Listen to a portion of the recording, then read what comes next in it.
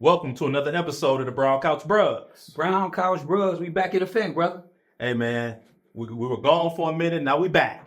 Gone too long, man. Everybody been asking, man, when y'all coming back? When y'all coming back? We here. We are here, man. In the customary fashion, before we get into our show today, let's toast it up, my brother. Always got to do the customary toast. Get it in. Let's get it in. So, look, it's been a year. I can't believe it's been that long. Man, we've been gone too long, man. And it's like several podcasts around the country have started. I've seen they taken some of the Brown Couch Bruhz mystique and added it to their podcast, but that's okay. We back now. We in full effect. Well, often imitated, never duplicated. We are back. And we probably held out as long as, some pro athletes that held out on some contracts, huh? Hey, we had to make it right, man. We only want to be compensated the way everybody else be compensated. That go for Up in Smoke, all the other national podcasts. We deserve the same thing because we bring the same information, if not more. All right, man. Well, let's get off into it, man. Let's catch up on what you been up to, man. Man, just grinding. Of course, working every day, but I'd be remiss if I don't mention my son, Damon Webb. All right. Just came out today. He's all CFL, first team. Okay. Cornerback. Right. In that position, he holds the nickelback position. In American football, we will be considered a nickel. Okay. But he made all conference, all CFL this year, man. Shout out to Damon Webb II. Keep grinding and keep doing what you do. Well, it's a huge accomplishment for him. I mean, that's CFL is not an easy road to hoe. I mean, it's a tough conference, tough league. He's been in it for a few years now. It's a condensed league. Yeah. So the talent is there. It's just you got a ball, man. It's just Canadian, American. So it's still politics in the game. So, when you go over there, you definitely got to fight to eat. Yeah, well, shout out to the young bro Webb making all CFL. Shout out to D Webb. Is he the first? Is the first all CFL in the family? I didn't play Canadian football. So to answer your question, yes.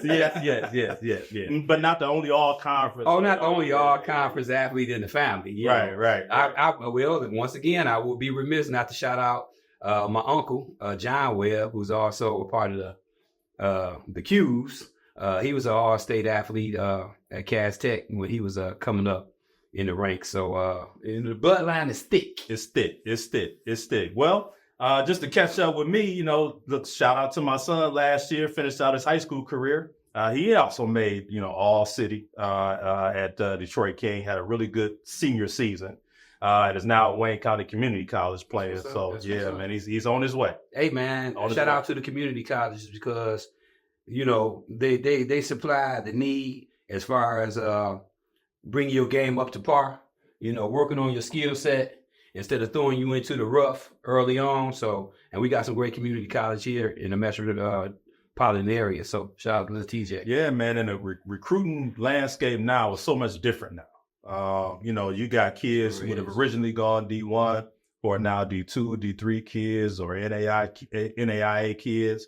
And on down the line, kids who would typically be NAI kids who are now having to go to JUCO. And it's really just the wave. I mean, you got NIL, you got the extra year kids for COVID, the extra COVID year a lot of kids got. So it's really shaking up the whole scene, man. But I'm just glad he had the opportunity to land somewhere good, land somewhere of quality. So that he can hone his skills, man, and go to school for free. That's what's up. And that's what we want. We all want free.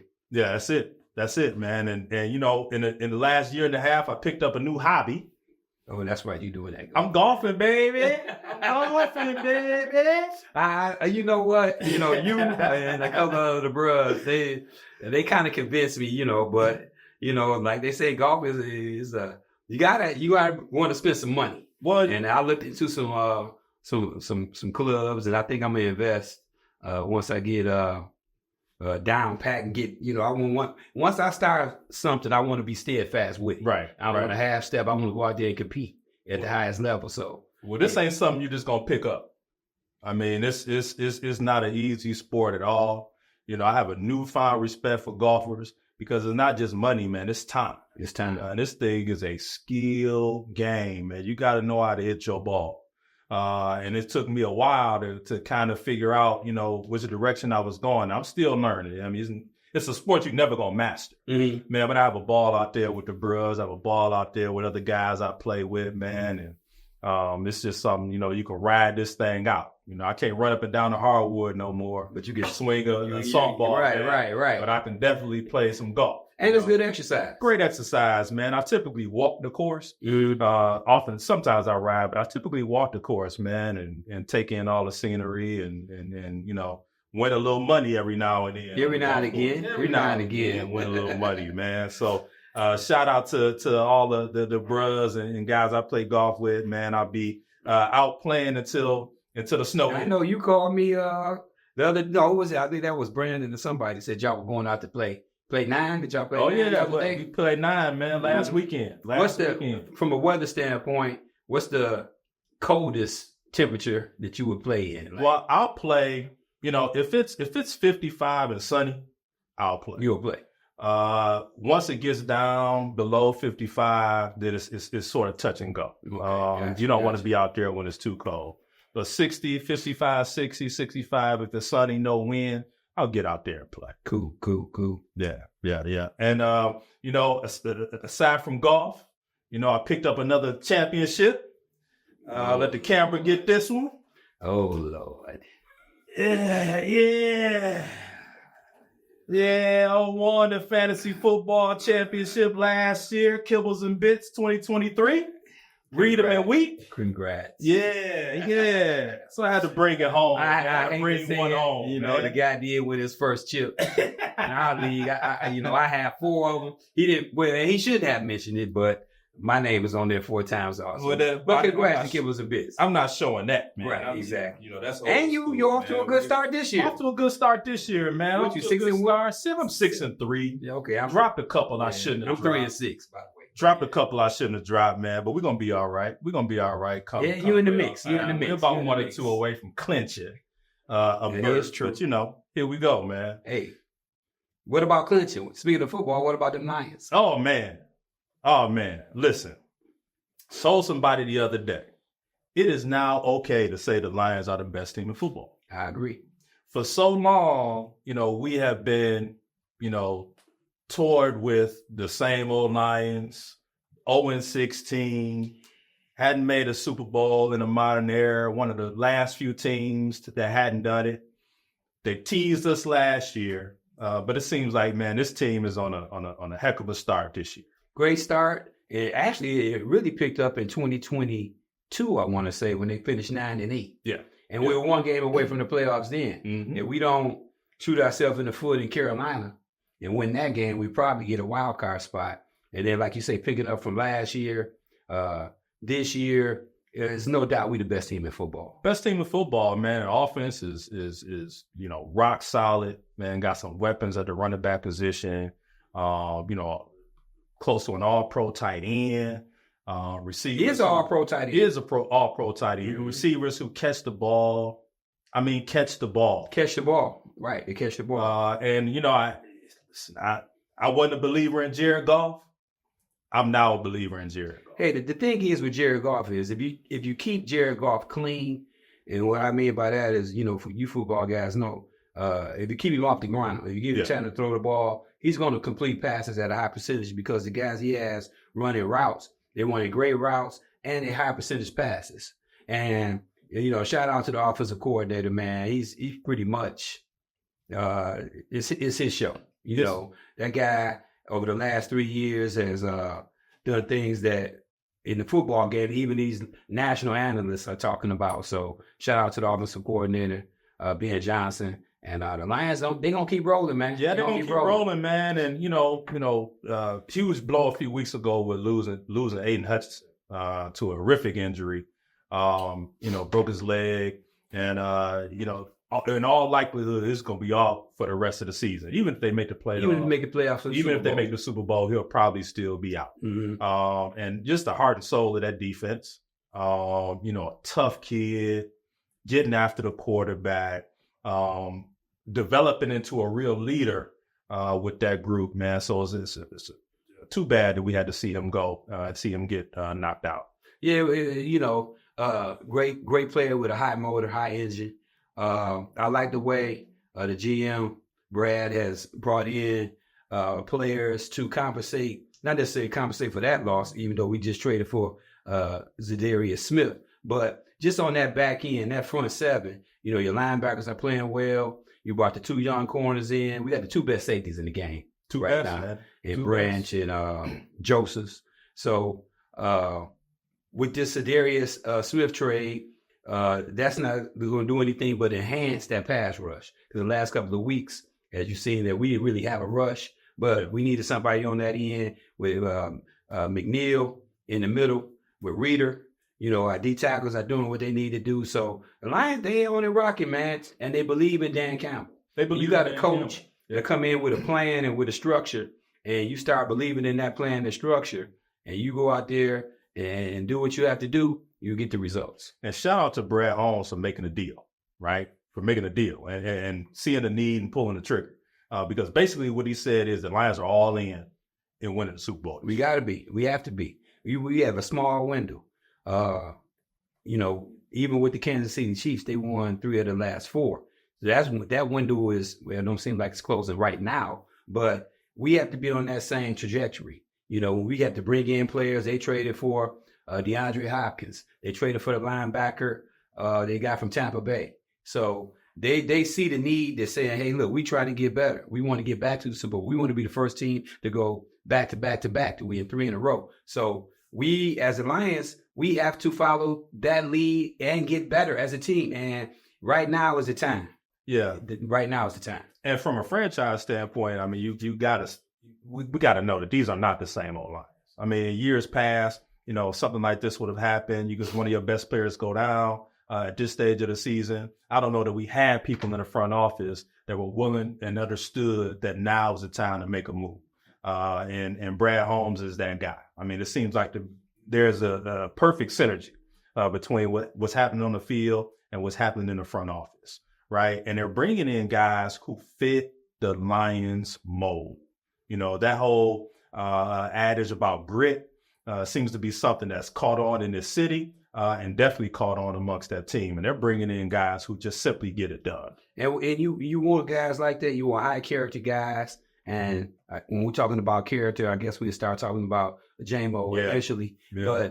But for the most part, you bring in high character guys that want to work. And he rewarded those guys with long-term contracts. Mm-hmm. And Amon-Ra, McNeil, Golf. So if you're listening, J-Mo, if you get out there and you do your job and you stay clean, you can make as much money in this game as your body and your mind will let you. The Lions are willing to pay, but you have to produce on and off the field. And, him being a young athlete and doing some of the things that he's gotten caught up in, he needs to slow that roll, man, and stay focused on his job. Well, J-Mo need to stay off 7 Mile. Stay off 7 That's where Mile, he hanging? Stay off 7 Mile, bro. Stay out of downtown. I mean, 2 or 3 o'clock in the morning, Harvey Edwards said it best. After midnight, ain't nothing but trouble you can get into, right? And I understand, he's a young guy, a lot of money, and on one of the best teams, if not the best team in the NFL. And the city of Detroit loves him, and he's embraced this city as well. But this is a special group, and he's got to fall in line and make sure that he's not a distraction to what the Lions are trying to do. And part of that is, I like, I think he was at the Pistons game a couple of days ago with some other guys on offense, right? Mm-hmm. And so those guys hanging out together, being seen around the city. And it's not as if J-Mo hasn't taken ownership and accountability. Because he has. He's done that, right? And, after serving his 2-game suspension, he'll be back in Houston for the upcoming game this weekend. Hopefully we get see J-Mo out there catch the touchdowns again, man. Mm-hmm.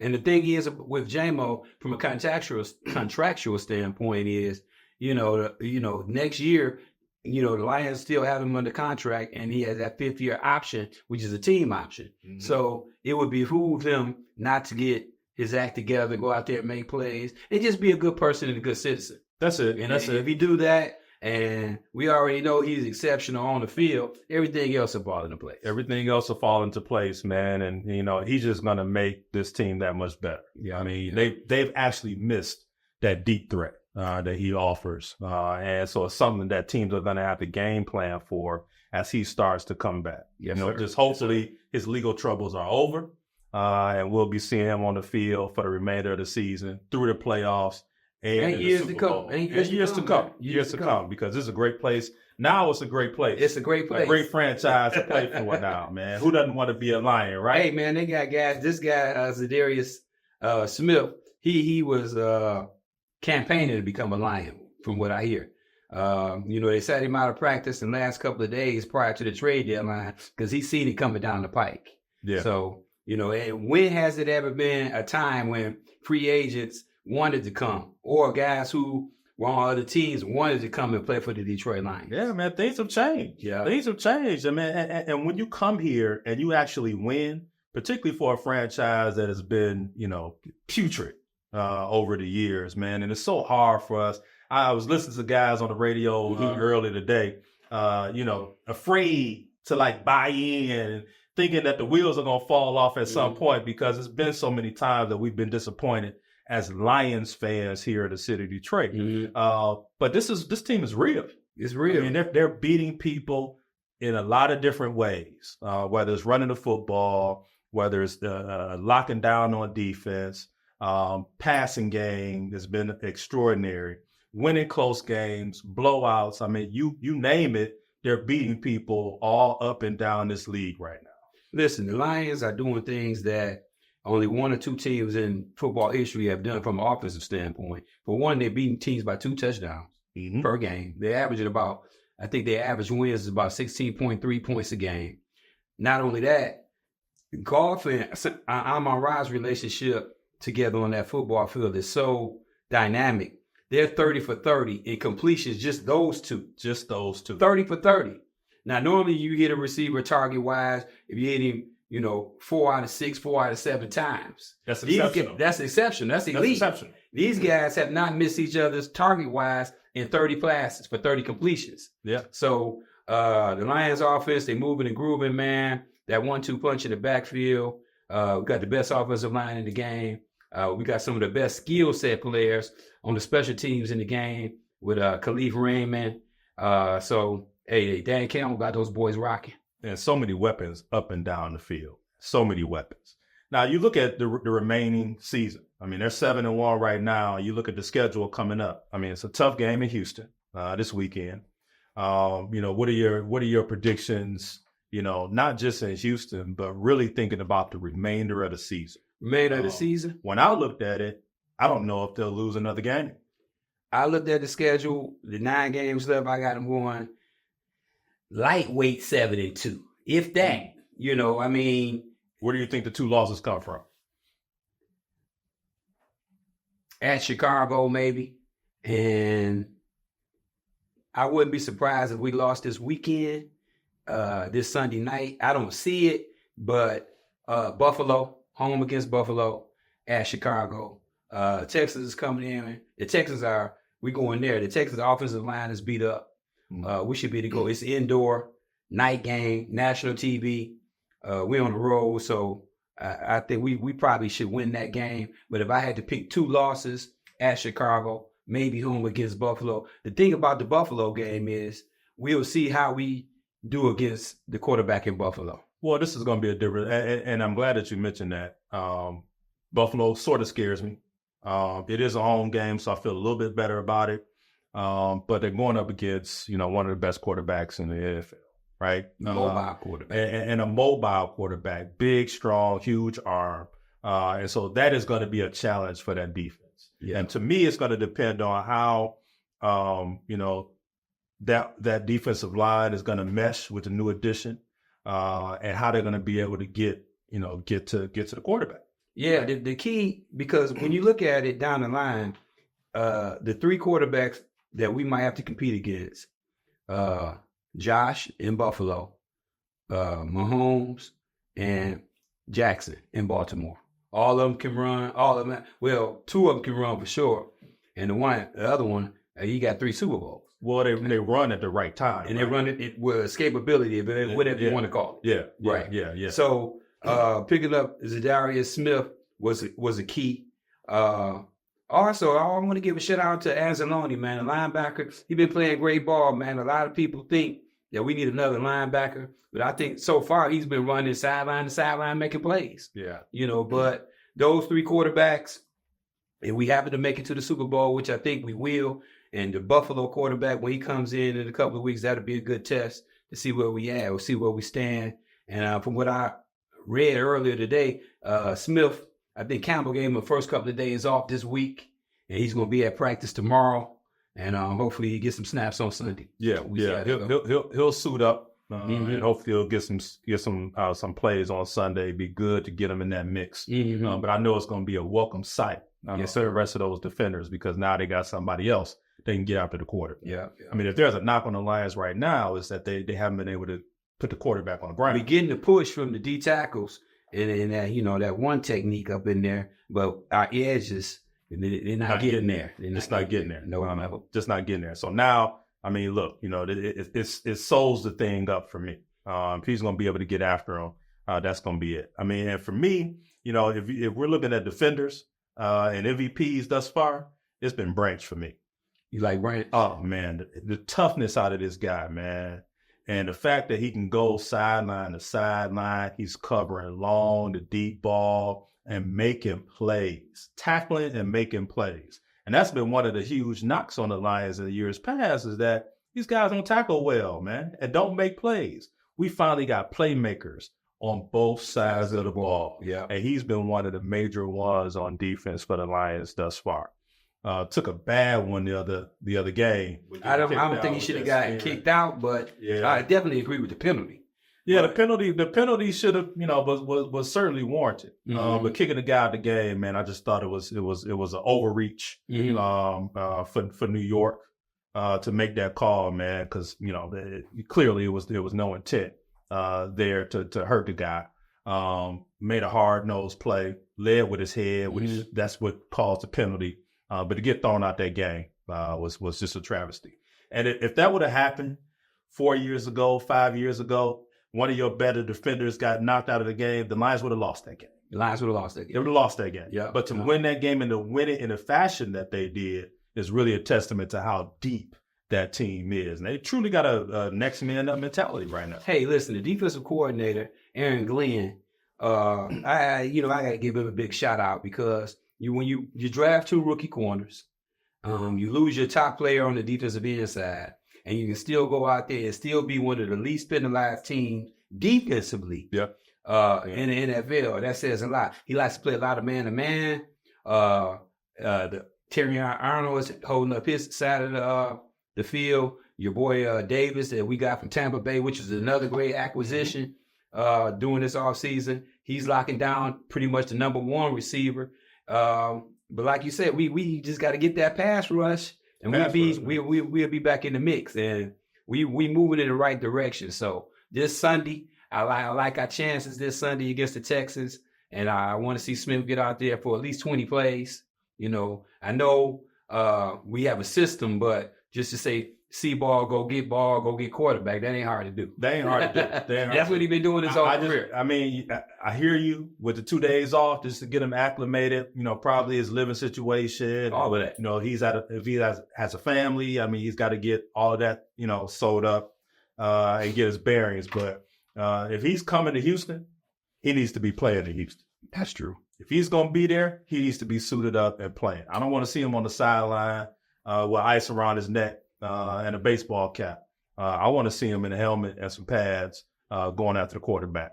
Sunday. So early thoughts, man, on MVP. It's not too early. Well, not too early. Is Jared Goff or Lamar Jackson? Is Jared Goff in the MVP conversation? Oh, he 1 or 2, period. At the halfway point where we at right now, Jared Goff probably is 1. Lamar Jackson probably is 2.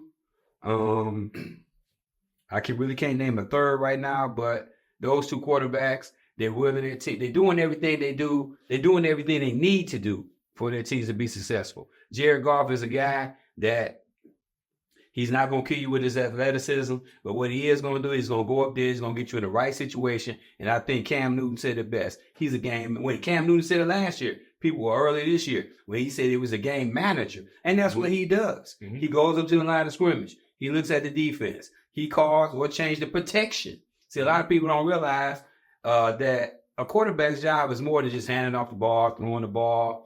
You know, you got to make sure that, you know, the protection is there. You got to shift guys over into motion to pick up protection on this side. So, and he's throwing the ball at an 80% clip, percentage-wise. Yeah, and I think that's unheard of. Yeah, for me, that's probably the most impressive piece of it is him.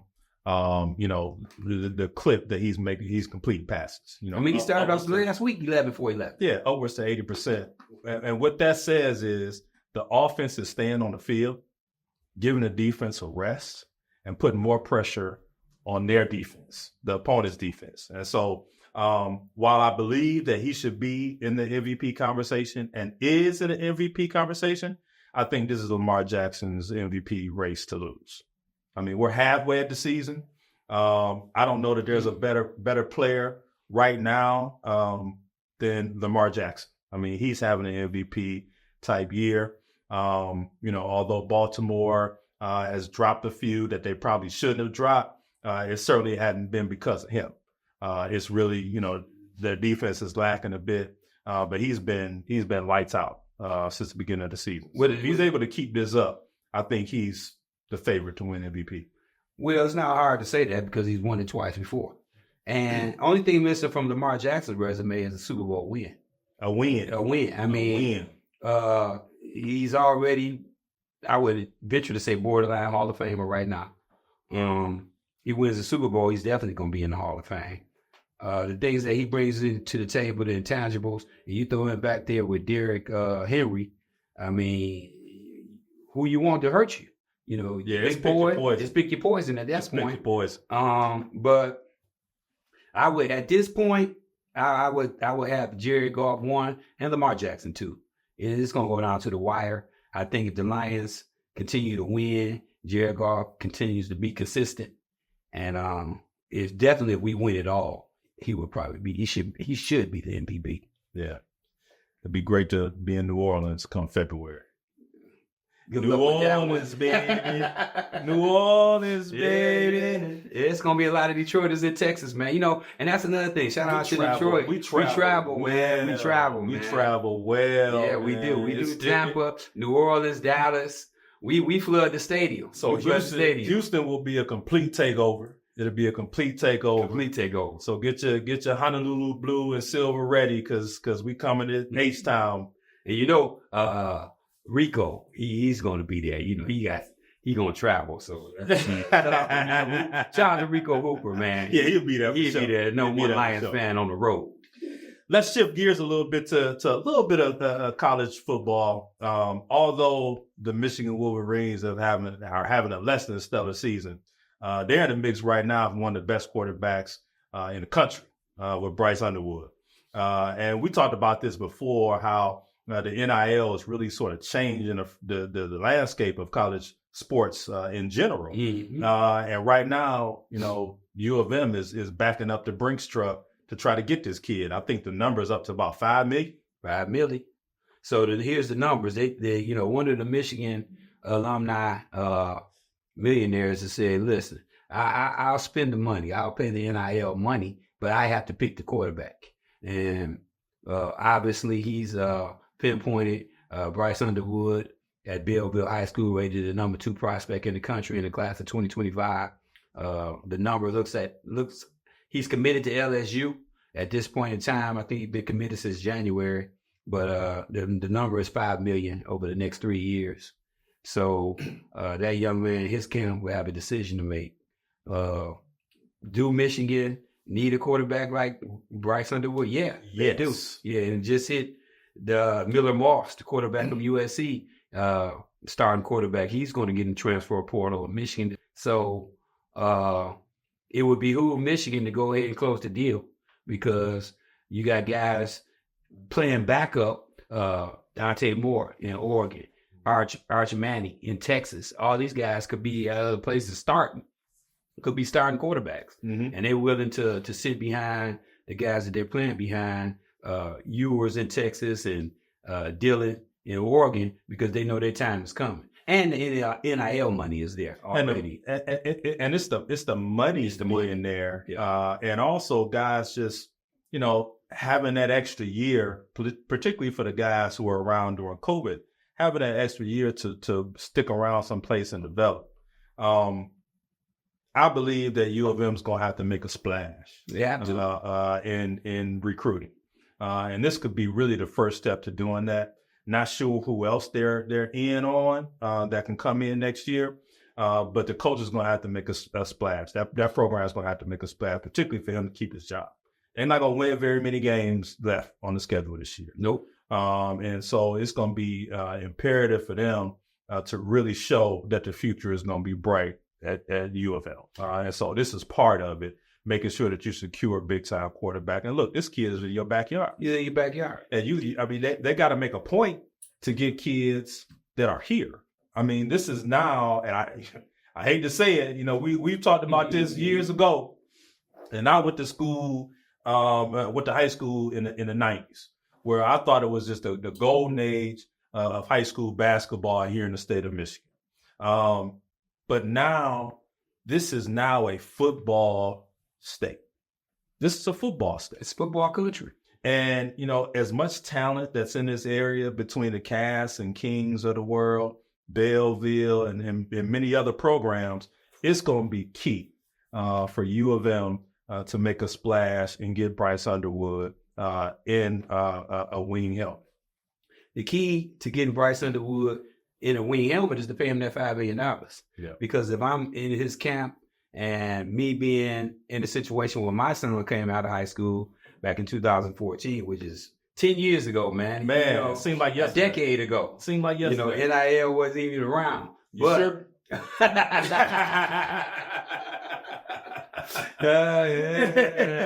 Anyway, you can't lose this kid. I mean, don't get me wrong. I say it all the time.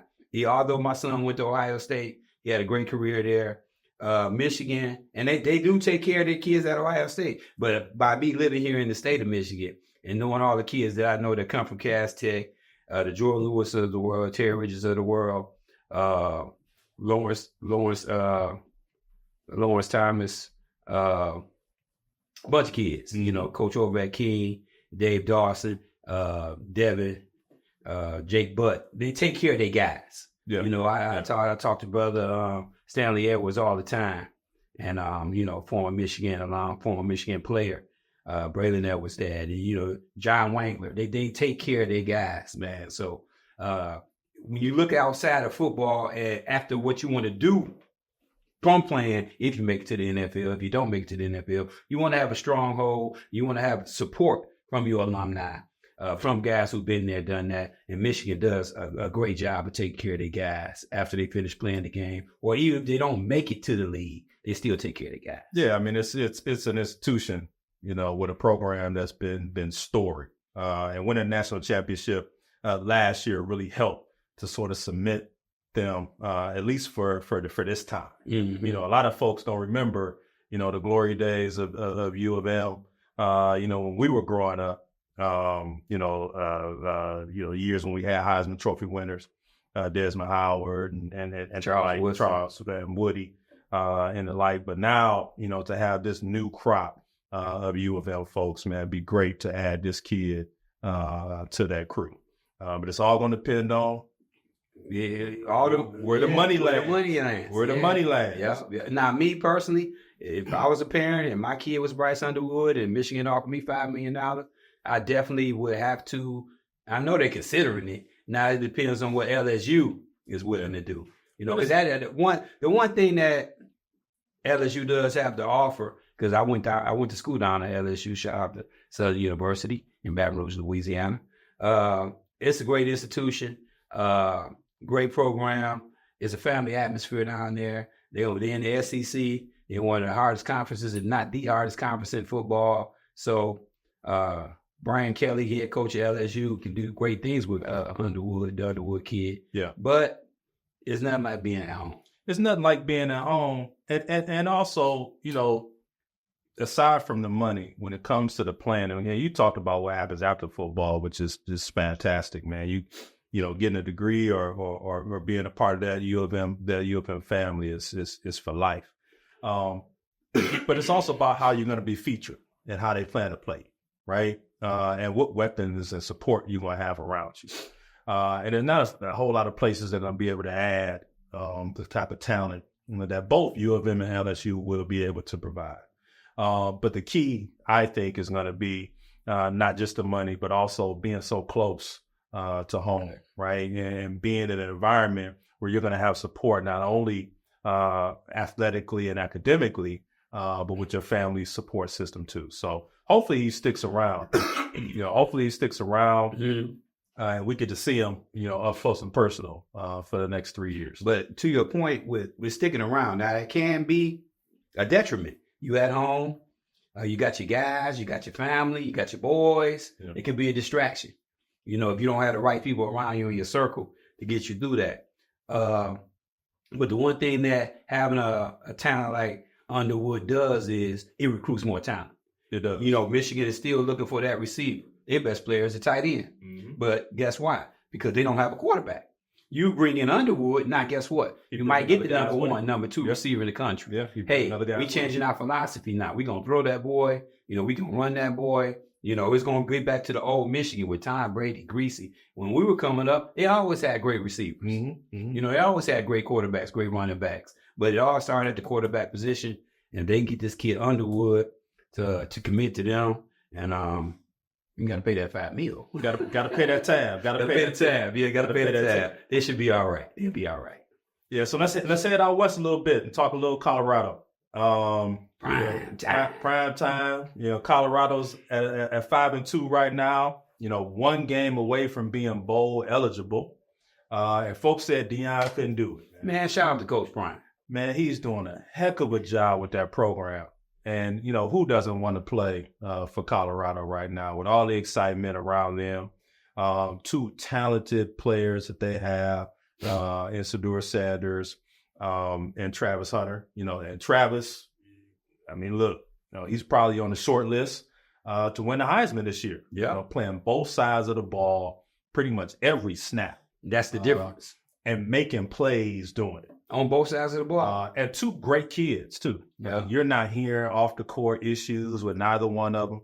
Deion's there. He wants a quality program, teaches young men how to become men with values and principles that they can take with them for the rest of their lives. And so he's really set himself as a coach apart from a lot of programs because he's given us a bird's eye view through social media and all the great work that they do there, and really seeing what that program is like. Hey, coaching your son is probably got to be one of the harder things to do. Folks think it's easy, but it's really not. You got to really be able to separate the two, player from sub. I give you a prime example. Coaching your son. Well, my son was in Little League playing Coach Marwin in the West Side Steelers, and I was a coach on their staff, and my son was on the team also. It was some days when I would get on my son personally because I thought he should be doing better. I had to back away. Coach Marwin told me, "Hey, coach, I got him." Yeah. And for Deion to be able to coach his son up in a national spotlight from Jackson State to Colorado, from taking a team that was 1-11, he went 1-11, then he went 4-8. Now he's 5-2, like you say, almost bowl eligible with all the pressure, with all the naysayers, with all the haters. You got to commend that brother for that. And like you said, he's been to the spot where he's been in the HBCU. Mm-hmm. He's played pro baseball. He's played pro football. He's probably the greatest corner that ever played the game. Now some people might not like his tactics or his ways, how he go about his business. But if you look at him, he's successful.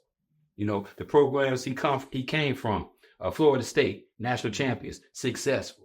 Mm-hmm. The coach he played up under, Bobby Bowden, successful. So he has a plan. It's just that we or those individuals out there, they got to stick with the plan. Well, you can't deny his pedigree. And you can't deny the fact that each and every year, and you outline that they've gotten better. each and every year. And what he's preparing his sons for, I call Travis Hunter his son because he treat him like it, just like he does the rest of the players on his team. But he's preparing them to be professionals. Yep. And we could start taking, the amateur status off of some of these college players, particularly the big time ones who are getting millions and millions of dollars to play. They're being treated like pros and having a pro type lifestyle in college. And Deion has helped to promote that and really preparing them for what life is like on the professional level. And so I got to be honest, man, I didn't think Shedeur Sanders was as good as he is, man. But this kid he can throw it. He can throw the ball, man. He's got all the throws. Not only that, he has the intellect to play the game. Yep. The kid was the most sacked kid last year in college football. Kid got sacked over 60 times. So what does Deion do with his staff? They go out. Yeah, they cut guys. Yeah, because I'm trying to get better. College is a business. It's a show me. What can you do? They pros. Yep. So he go out, he get the number one offensive tackle in the country. Whatever NIL money he had to give him, he gave him. Mm-hmm. Boom. Sacks are down. Points are up. Shedeur is playing better. And not only that, Deion Sanders has already said, my son is not going to play for this team, that team, and that team.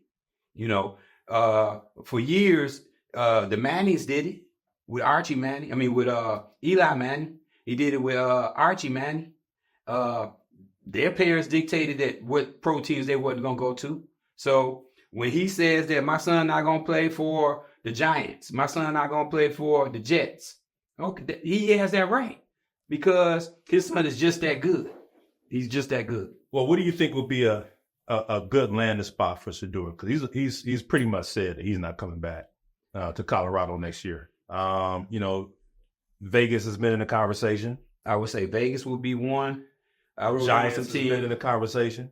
The Giants are in the conversation, but the cap hit on the quarterback they have right there, Danny Dimes. Danny Dimes? Danny Dimes. He just signed for $160 million. So you're looking at Tennessee, Jacksonville, Las Vegas, Carolina, New Orleans. New Orleans indoor, Las Vegas indoor. And also a lot of people don't realize you have to look at your tax base too, because you got some states you don't have to pay state tax. Teams in Texas, teams in Florida, teams in Louisiana. Those teams, they don't pay state tax. Yeah. So when you get that check, it's a totally different check from when they're on the road and they come to Detroit and they play. You got to pay the Michigan tax. And aside from the tax base, which I think is important, it's also the playing situation and how your kid is going to be developed and taken care of, both on and off the field. And so when you look at places like, Vegas, you look at Tennessee, you look at New Orleans, and New Orleans in particular. They just fired the coach. But it's also a championship Super Bowl winning organization. Which I think, has the pedigree to be able to develop players, keep players around. So that's going to be key. Not sure about Vegas so much. It's been a little bit of turmoil, and they're starting to turn that organization around since they've gotten to Vegas. But they probably took a couple steps back and now sort of moving forward, with the new coach of Pierce. If he stays, right? If he stays. Well, I think they'll give him another opportunity, particularly if they have opportunities to draft a Travis Hunter or Shedeur Sanders. You got to start drafting guys that's franchise changers. Mm-hmm. Somebody you're going to build your franchise around. That's what Cincinnati did. That's what the Lions did when they drafted Matt Stafford back in 2009. So the quarterback is the key to franchises. So when you get into a situation where you can control where you want your son to go or your player to go, that's powerful. And from a marketing standpoint, what better place for Shedeur Sanders to be than in Vegas? In Vegas. That's true. With the flash, the dash, and the shine. All of that. Come on. Indoor facility. Brand new coach. Hopefully he keeps his job. But I expect, some huge things from him and from Travis Hunter next year. Yes, sir. Is Deion Coach of the Year?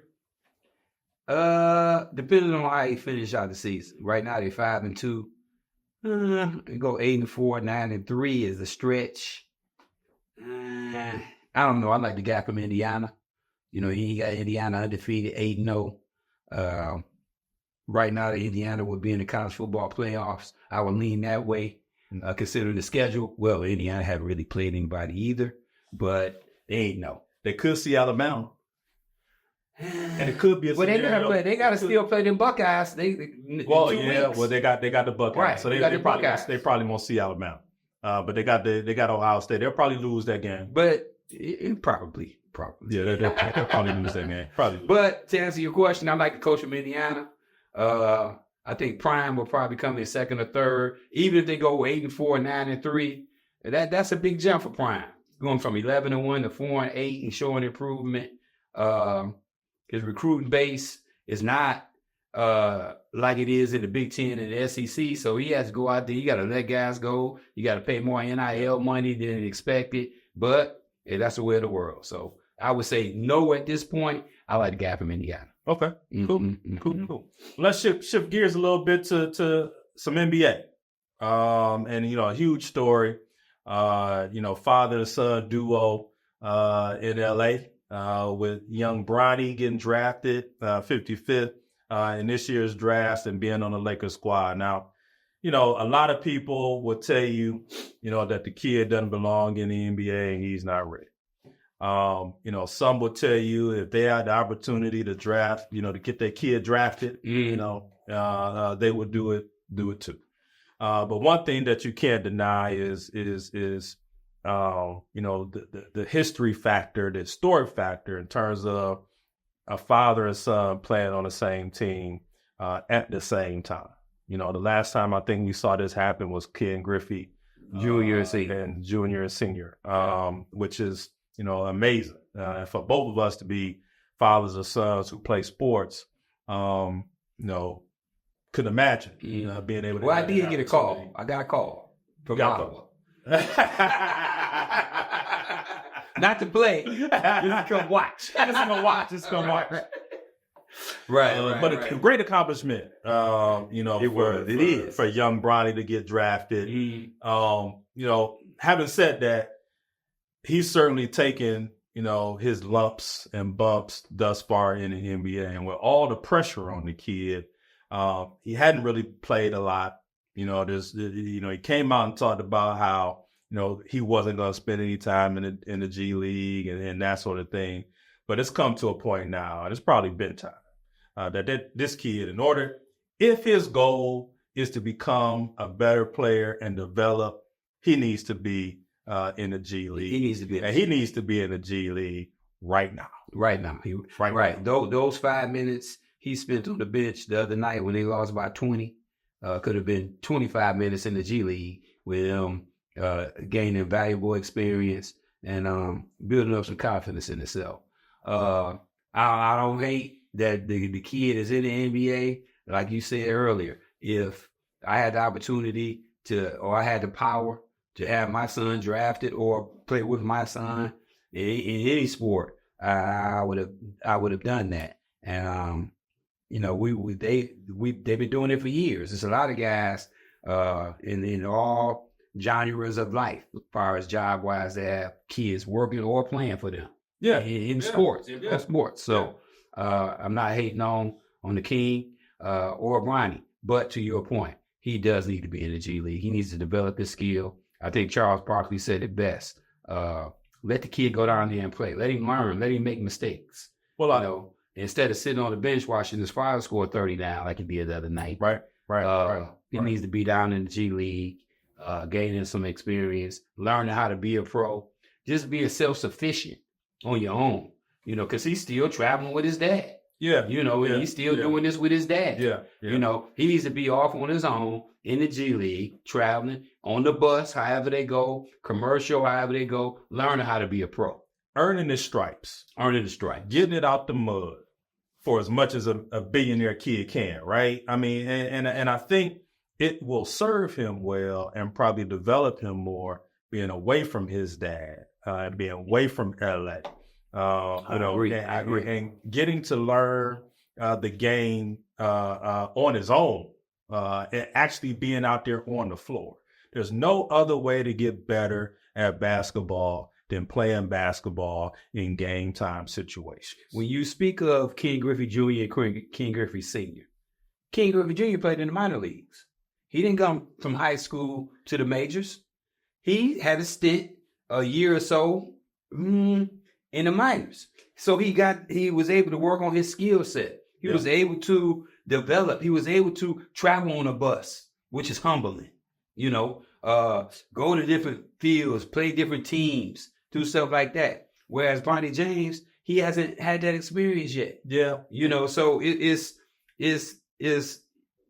something that he needs to do. And look, the dynamics is a little different, right? Senior was at the tail end of his career, and his son was the guy. No, his son was one of the best players in Major League Baseball. Let me tell you, this is a funny story. Me and Ken Griffey Jr. got drafted the same year, 1987. He went one. And you went what? 101. A little bit further back. But I thought I was just as good as Ken. We all do. And I wasn't. But to my point is, Ken Griffey Jr. went down in the minor leagues.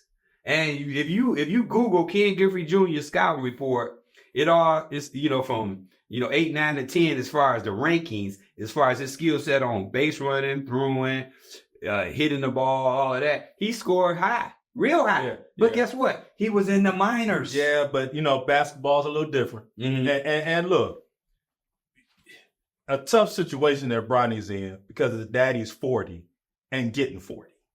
Like, he hadn't missed a beat. Ideally or typically, at this stage of the game, a 40-year-old guy in the NBA or will be sitting next to his son. Will be sitting next to your son. And your son will trying to point out the future. Right. Exactly. He'd be the guy that the franchise is going to be built around, or have an opportunity to be a regular rotational guy in the league. But chance, fate has it that LeBron James is still in tip-top condition, in great shape, and still dominating the NBA, right? And so, it's just tough, watching that. It's got to be tough for him watching that. But he's been, it's been 20 years, and this guy's still, been living in the shadows of his dad, so to speak. But it'd be great for him to get to the G League. I think the trigger's going to be pulled sooner than later. Once they start to realize that, hey, right now we're reeling. We need guys that are going to be rotational guys. We need pro-ready guys. We need guys that are pros and pro-ready right now. And Laker Nation is going to take off once Bronny's gone, and they're getting guys in there that can really play the game right now. Well, I don't know if they're going to take off because they'll take off. This guy, Anthony Davis, can't stay healthy. Well, he's the key to that whole team. If AD played the way he had been playing before he went out, the Lakers probably a number four seed. Yeah, no worse than 5. But AD can't stay healthy. Yeah, but when you look at what he did last year, and he was pretty darn available last year. This year, I don't expect anything less. He's going to be off for a couple of games, a few games here. He's not doing an Embiid. He'll be back. This is not the Joel Embiid experiment. He'll be back. That's a whole other topic. That's a whole other topic. He'll be back. And, right now, we can argue about it, but AD has been at an MVP type level with scoring and rebounding these first 10 games of the season. I agree. So I don't expect anything less from him. He'll be out a couple of games, but he'll be back in shape once again. The Lakers go as AD go, not as LeBron go. Because LeBron can still go out there and get you 40 like he did the other night. But without AD, you still lose by 20. Yeah, AD will be back. He'll be back. Okay. He'll be back. All right. Rebound. All right. Well, look, that's our show. Hey, first show in 2024. First show back in 2024. Man. Thanks for joining us. We'll be back next week with another episode of the Brown Couch Bruhz. Hey, 1, 2, 3, 3, 2, 1, and we're out. Hey.